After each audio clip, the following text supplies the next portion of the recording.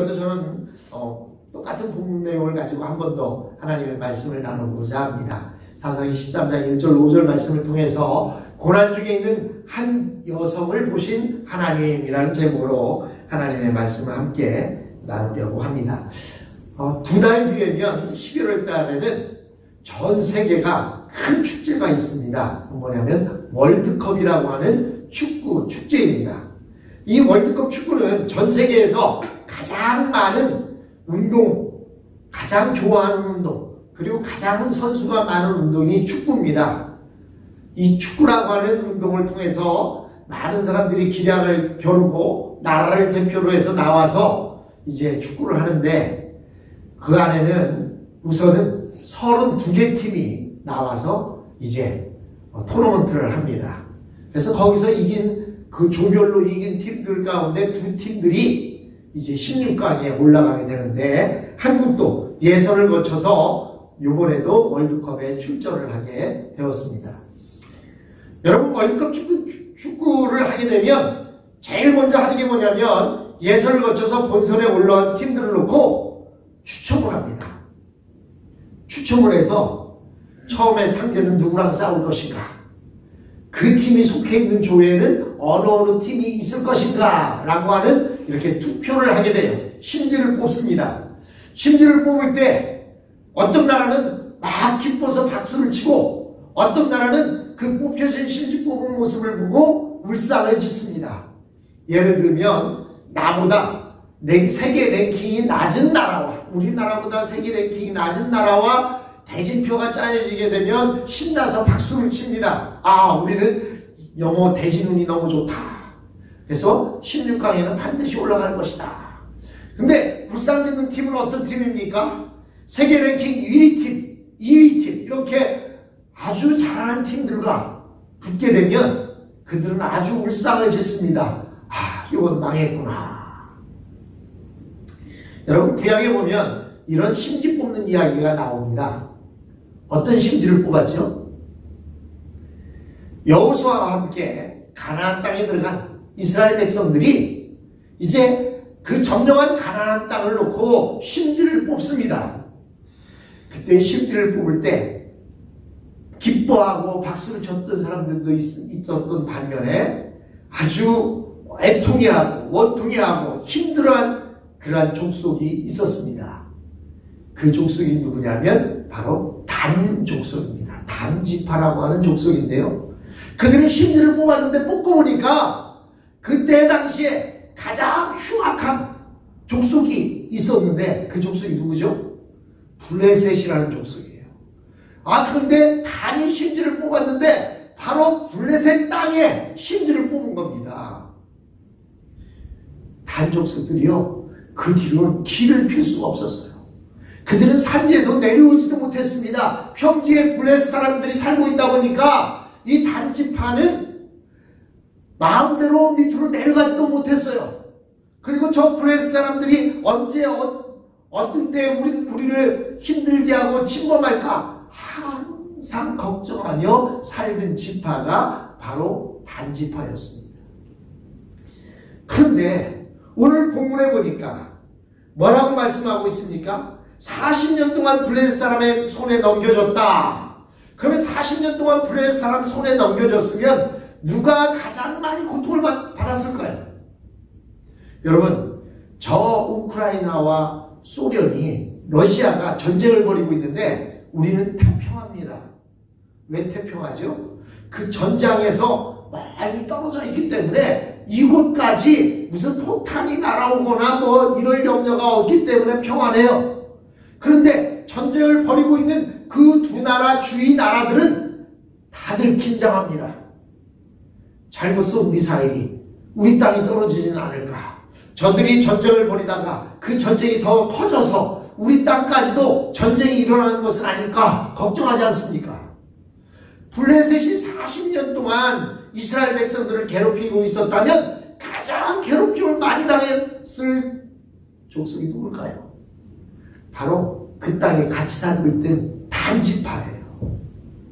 근데 오늘 하나님께서 사사기 13장에 누구를 말하냐면 단지파에 대해서 이야기를 하고 있습니다.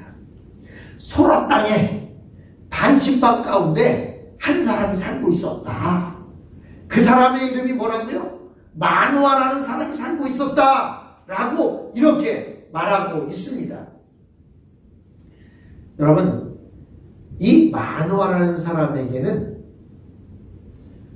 아주 두 부부가 금실이 좋았던 것 같아요. 왜냐하면 결혼해서 오랫동안 자식을 낳지 못했는데도 첩을 들이지 않고 다른 사람을 통해서 자식을 낳지 않고 자식이 없었다라고 말하고 있는 것을 보면 이 마누아 부부는 금실이 좋았던 것 같습니다. 저희도 우리 큰어머니가 7년 동안 자식을 못 낳으니까 우리 할머니가 아버지를 부추겨서 한 분을 아내로 더 모시게 해서 우리를 낳습니다. 참 할머니한테 저는 감사해요. 만약에 그렇지 않았더라면 저는 태어나지도 못했을 거예요.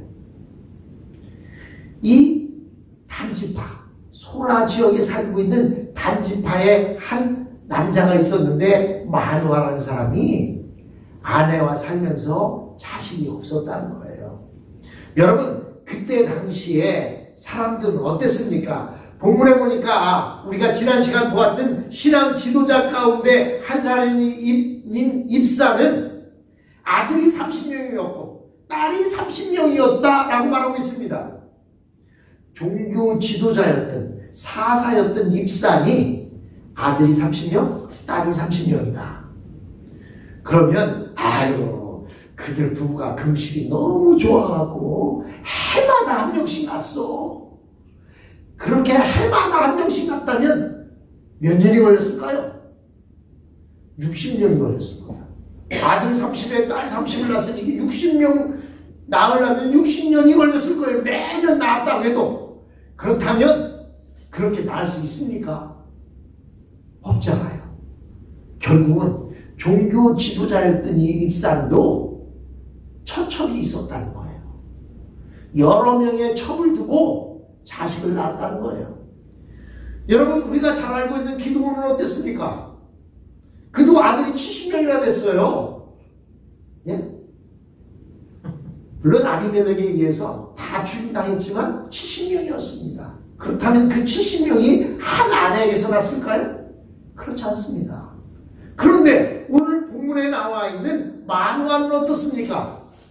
마누아는 그냥 자기 아내와 둘이 살고 있는 겁니다.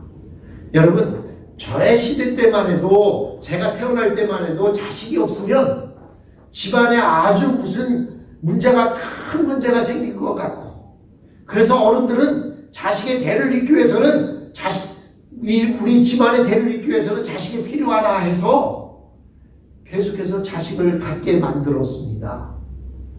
그런데 왜 그랬느냐? 지난 시간에도 말씀드렸지만 자식이 재산이에요. 자식이 많으면 농사 짓는데도 보탬이 되고, 자식이 많으면 물론 우환도 많고 근심도 많을 수 있지만 자식이 재산이던 시대가 있었습니다. 여러분, 자식만이 재산이 아니죠. 옛날에는요, 소도 재산이었어요. 소도 자식 같았습니다. 그래서 소가 임신을 하면 아주 집안에 경사가 나고, 소가 새끼를 낳다, 거기다가 황송아지를 낳다, 순놈을 낳다 그러면 금줄을 띄웠어요. 예? 그러던 시대가 지금으로부터 30-40년 전 시대입니다. 그런데 지금 이 마누아 시대는 어땠냐? 지금으로부터 약 3000년 전 시대인데 그때 자식이 없다? 그거는요, 다른 사람들이 보면 손가락질 받고 저주받고, 아, 저 사람들은 하나님의 저주를 받았나 뭐, 왜 자식이 없어? 그리고 또 마누아는 가는 데마다 사람들의 언성을 들었을 거예요. 그의 부모로부터, 그의 가족들로부터, 야, 네 대를 잇기 위해서는 자식이 있어야 되는데 첩이라도 둬서 자식을 낳아야지, 왜 그냥 그렇게 살고 있느냐, 별의별 소리를 다 들었을 것입니다. 하지만 마누아는 오늘 본문에 보니까 자식이 없었다 라고 이렇게 말하고 있습니다. 여러분, 자식을 낳기 위해서 다른 사람들은 자식이 없으면 저희처럼 처벌된다든지 뭐 또 누구를 대결사회로 만든다든지 뭐 어떤 방법을 통해서라도 자식을 만들려고 했을 때인데 마노아는 또한 그의 아내는 그렇지 않았습니다. 다른 사람들은 자기 스스로 만든 행복에 젖어 있었지만 이들은 행복마저 누리지 못했습니다. 제가 여기에서 궁금한 것은 왜 마노아와 그의 아내가 다른 어떤 방법을 써서라도 아이를 가지려 하지 않았을까라고 하는 생각입니다. 여러분, 야곱은 자기가 사랑한 여인이 있었어요. 그 여인을 위해서 7년 동안 열심히 일을 했습니다. 그리고 그 아내를 얻고 잠을 자고 나보니까 자기가 살아있던 아내가 아니라 그 아내가 될 사람의 처형이 자기 품에 안겨있는 거예요. 그래서 또 7년 동안 열심히 일한 대가로 결국 자기가 사랑한 아내 라헬을 얻었습니다. 근데 하나님께서 레아가 사랑을 받지 못하다 보니까 레아에게는 하나님께서 복을 주셔서 아들들을 쑥쑥 낳게 하는데 라헬은 남편에게 사랑을 받긴 했지만 자식이 없는 거예요. 그래서 라헬이 동원한 방법이 뭡니까? 자기의 몸종을 남편에게 붙여서 이 몸종의 자식이라도 내 자식이다 라는 마음으로 하려고 그렇게 해서 자식을 낳습니다. 이게 인간적인 방법이에요. 그런데 오늘 본문에 나와 있는 이 마노아와 그의 아내는 이런 방법을 쓰지 않았습니다. 마노아가 아내를 너무 사랑한 나머지 다른 아내를 두지 않아서였을까? 아니면 돈이 없어서 다른 아내를 또 두지 못한 것이었을까? 그것도 아니라면 신앙이 너무나 돈독한 나머지 세상의 유혹을 다 거절하고 끝까지 하나님만 바라보았기 때문일까? 제가 보기에는 이 세 가지 모두 답이 아닐 가능성이 희박합니다. 답일 가능성이 희박해요. 세 가지 다 답이 될 수가 없다는 얘기입니다. 제가 생각할 수 있는 유일한 답은 이것은 하나님의 특별한 목적 때문일 것이다 라는 것입니다. 하나님께서 특별한 목적이 있어서 그들 부부에게 자식이 없게 만든 것입니다. 아마도 이 부부도 분명히 세상적인 방법을 사용하고 싶었을 겁니다. 남들도 다 하는데, 심지어는 종교 지도자들도 다 하는데 이들이라고 못할 것이 무엇이 있었겠습니까? 그러나 이상하게도 이들에게는 세상적인 방법이 통하지 않았던 것 같습니다. 세상적인 방법을 동원해서 자식을 갖고 싶었을 거예요. 마노아의 아내는 라헬처럼 이야기했을 겁니다. 내 몸종을 통해서라도 자식을 낳으십시오 라고 이야기했을 거예요. 아마 또 그렇게 시도해봤을는지도 모릅니다. 그런데 그 세상적인 방법이 통하지 않았어요. 여러분, 요즘 한국에서는요, 애를 하도 많이 한다니까 시험관 아기를 낳도록 하는 거예요. 시험관 아기를 낳으려면 돈이 많이 듭니다. 인공수정을 해야 되기 때문에 엄청난 돈이 들어가는데 그것을 정부에서 지원을 해주겠다는 거예요. 워낙 아이를 안 낳다 보니까 나이가 먹으면 아이를 낳았을 때 이제 순산할 가능성도 높지 않고 뭐 이렇다고 해서 아이를 안 가지려고 합니다. 그러니까 정부에서 시험관 아기 낳는 것도 지원을 해주겠다는 거예요. 아마 이들에게도 이런 세상적인 방법을 다 동원해서 자식을 낳고 싶어 했을 거예요. 그런데 실패했다는 겁니다. 도저히 자식이 들어서지 않더라는 거예요. 또한 이들이라고 해서 이렇게 쉬운 방법으로 자식을 가질 수 있는 방법을 몰랐을 리도 없습니다.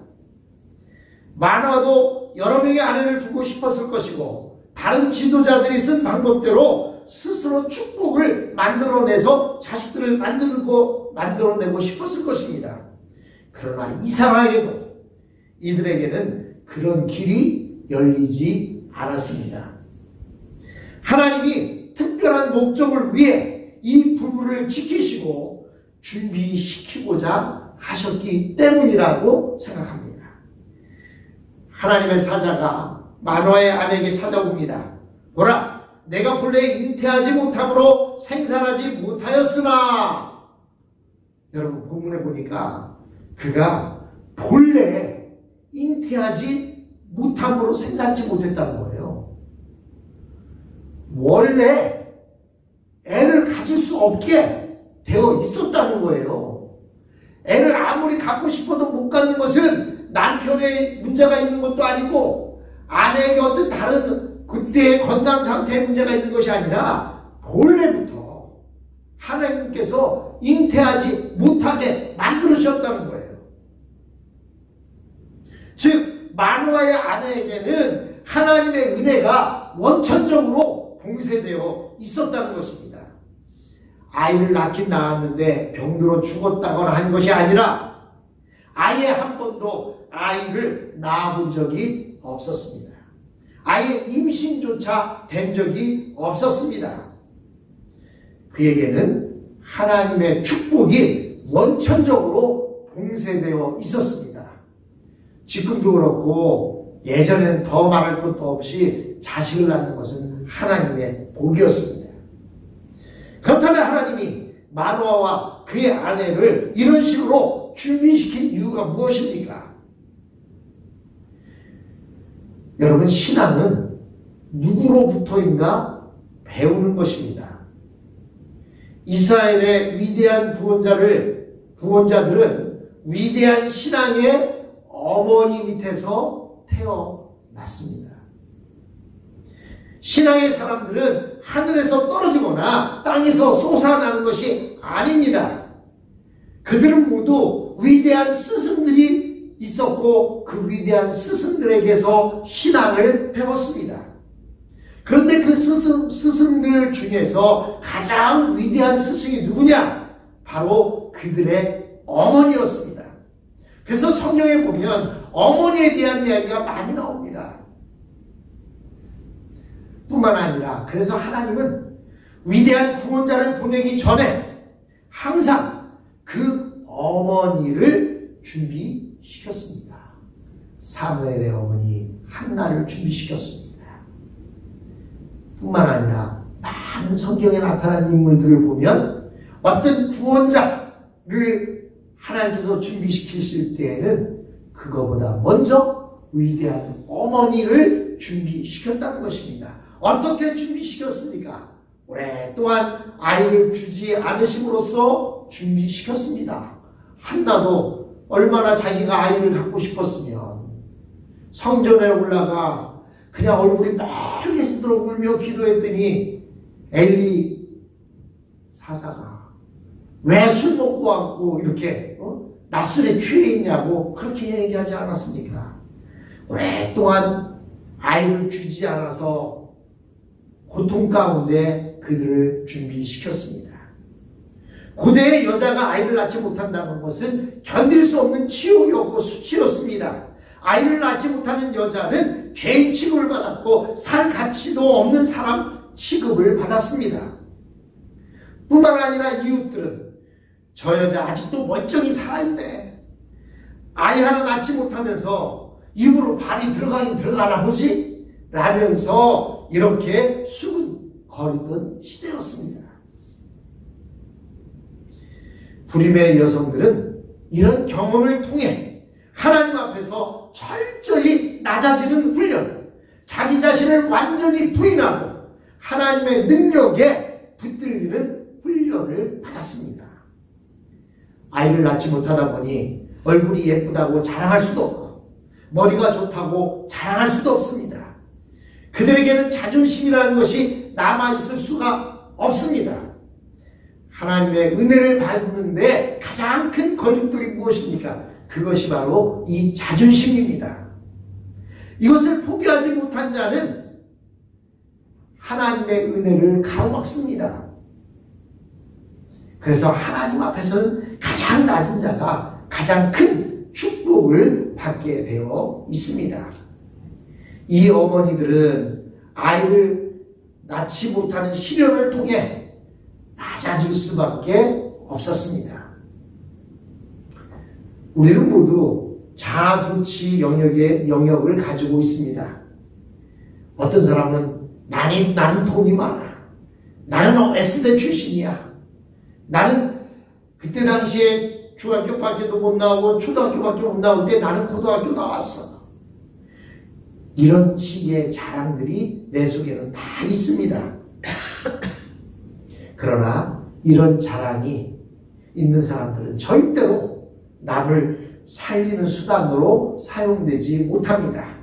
다른 사람들을 살리려면 그 사람의 고통을 끌어안을 수 있어야 하는데 자기 안에 조금이라도 자랑이 남아있고 자존심이 남아있는 사람은 절대로 다른 사람의 아픔이나 고통을 진심으로 끌어안을 수 없기 때문입니다. 흉내는 낼 수 있을지 몰라도 그들의 모순이나 약한 부분이나 약한 점들을 진심으로 사랑해 줄 수는 없습니다. 여러분, 옛날에는요, 저 잘난 맛에 사는 부모들은 자기 애를 얼마나 귀여워하는지 옛날 아이스케이크 졸졸 빨듯이 빨아주고 핥아주고 하면서 아이를 키웁니다. 그러나 이 갓난아이를 핥아주면 핥아줄수록 갓난아이는 더 더러워지게 되어 있습니다. 여러분, 하나님은 위대한 구원자를 보내기 전에 어머니부터 낮아지게 하시고 모든 자랑거리를 다 빼앗아 가심으로써 자식을 낳은 후에도 절대 물고 빨고 자랑하지 못하게 하셨습니다. 이 아이는 내 아이가 아니라 하나님의 아이다. 그래서 한나도 어떻게 했습니까? 젖 먹여서 키울 때까지 잘 키우다가 이 아이는 하나님의 아이입니다. 하나님의 성전으로 보내지 않습니까?